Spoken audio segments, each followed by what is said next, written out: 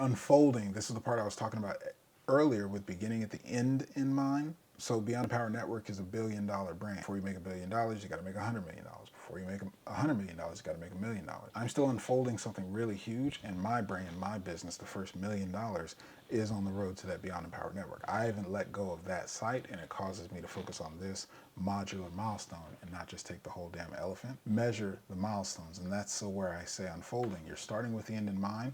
What has to happen to hit that goal? I just gave y'all an example.